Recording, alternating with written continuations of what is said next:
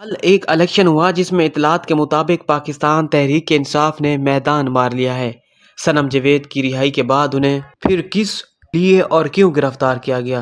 तहरीक इंसाफ के पास आइंदा आने वाले इलेक्शन में बल्ले का निशान होगा या नहीं, और क्या इमरान खान पार्टी चेयरमैन के ओहदे पर रह सकेंगे या नहीं, और साथ ही फवाद चौधरी साहब पर एक और मुकदमा दर्ज हो गया। सबसे पहले बात करेंगे कि सनम जावेद की रिहाई के बाद उन्हें फिर दोबारा गिरफ्तार कर लिया गया है।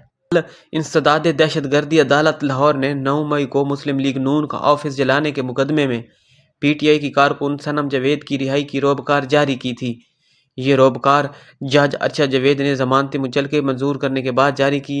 जज के हुक्म पर पीटीआई कारकुन सनम जावेद की रोबकार कोट लखपत जेल पहुंच गई, जिसके साथ ही पुलिस की भारी नफरी भी जेल के बाहर तैनात कर दी। जैसे ही सनम जावेद रिहा होकर बाहर आई तो उन्हें 5वीं मरतबा फिर गिरफ्तार कर लिया। सनम जावेद के वालिद के मुताबिक उन्हें गिरफ्तारी की वजह नहीं बताई गई, ताहम बाद में पुलिस रिपोर्ट के मुताबिक उन्हें मुकदमा नंबर 410 में गिरफ्तार किया गया, जो 18 मार्च 2023 को हुआ। जिसमें याद रहे कि 18 मार्च वो दिन है जब जमान पार्क के बाहर पाकिस्तान तहरीक इंसाफ के कारकुनान और पुलिस के दरमियान हंगामा आराई हुई थी और कारकुनान की जानिब से पेट्रोल बम फेंकने के इल्जामात थे। तो उस दिन के मुकदमे में पाकिस्तान तहरीक इंसाफ की कारकुन सनम जावेद को दोबारा कल कोट लखपत जेल के बाहर से गिरफ्तार किया गया था। अब आते हैं उस खबर पर कि कल एक इलेक्शन हुआ जिसमें इतलात के मुताबिक पाकिस्तान तहरीक इंसाफ वहां से जीत गई थी। हर दफा जनरल इलेक्शन से पहले निगरान वजीर आला पंजाब मोहसिन नकवी के news channel city news network अब तकरीबन 6 चैनल्स हो चुकी हैं, और इन 6 चैनल्स में इलेक्शन से पहले एक इलेक्शन होता है जिसमें वहां के मुलाजमीन अपनी अपनी पसंदीदा पार्टी को वोट करते हैं। Senior anchor person Adil Nizami की सोशल मीडिया पर की गई पोस्ट के मुताबिक वहां पे भी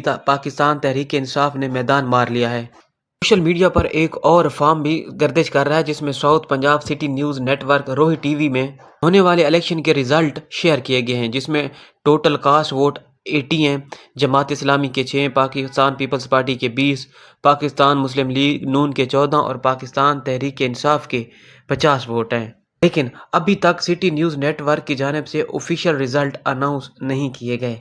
आया कि मोहसिन नकवी साहब की मैनेजमेंट ये रिजल्ट वैसे ही अनाउंस करेगी जैसे रिजल्ट के नताइज थे, या इसमें भी कोई टेम्परिंग के चांस हैं? नाजरीन, इस हवाले से बड़ी चहमगोइयां थी कि पाकिस्तान तहरीक इंसाफ को आने वाले इलेक्शन में बल्ले का निशान मिलेगा या नहीं, या क्या पाकिस्तान तहरीक इंसाफ के चेयरमैन इमरान खान पार्टी ओहदे पर यानी चेयरमैन पाकिस्तान तहरीक इंसाफ रह सकेंगे या नहीं, और वो इस ओहदे पर रहते हुए टिकट जारी कर सकेंगे या नहीं। इसी सिलसिले में कल पाकिस्तान तहरीक इंसाफ के वफ्द में, जिसमें बाबा रवान साहब और बैरिस्टर अली गौहर साहब इलेक्शन कमीशन के ऑफिस गए और वहां पे चीफ इलेक्शन कमिश्नर और चारों सदूर से मीटिंग की, जहां पाकिस्तान तहरीक इंसाफ के वफ्द के मुताबिक उन्हें मुकम्मल यकीन दहानी करवाई गई है कि आने वाले इलेक्शन में बैलेट पेपर पर पाकिस्तान तहरीक इंसाफ का निशान होगा और वो निशान बल्ला ही होगा।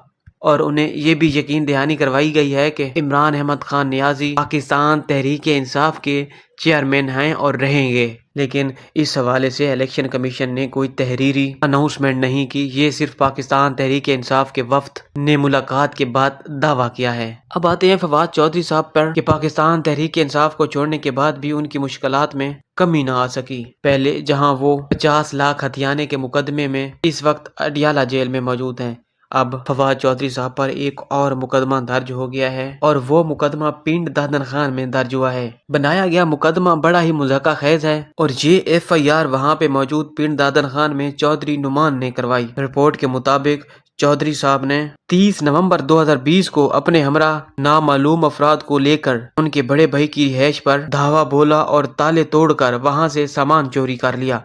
चोरी शुदा सामान में 6 बोरियां यूरिया, 6 बोरी DAP और चारपाइयां और सोफा सेट समेत काफी सामान वहां से ले गए, और वहां पे मकान का कब्जा जुम्मा खान बलोच के हवाले कर गए। रिपोर्ट में आगे चलकर ये भी इल्जामात लगाए गए हैं कि फवाद चौधरी किसी के कत्ल में भी मुलव्वस हैं। اب جب فواد چودھری پہلے مقدمے میں ضمانت پر رہا ہو کر آتے ہیں تو کیا فواد چودھری کی مشکلات میں کمی آ سکے گی یا ان کو اس نئے مقدمے میں گرفتار کر کے دوبارہ پابند سلاسل کیا جائے گا؟ کیونکہ فواد چودھری صاحب اس سے پہلے تحریک انصاف چھوڑ چکے ہیں اور ان کا پاکستان تحریک انصاف سے کوئی لینا دینا نہیں ہے، تاہم انہوں نے ابھی تک کسی بھی قسم کی کوئی سیاسی سرگرمیاں بھی شروع نہیں کی۔ لیکن ان مشکلات میں اضافہ کی ایک وجہ یہ بھی ہو سکتی ہے کہ انہوں نے ابھی تک کنگز پارٹی یعنی IPP کو جوائن نہیں کیا۔ آیا کہ ان مشکلات کے پیچھے یہ وجہ ہو سکتی ہے یا نہیں، آنے والا وقت یہ واضح کر دے گا۔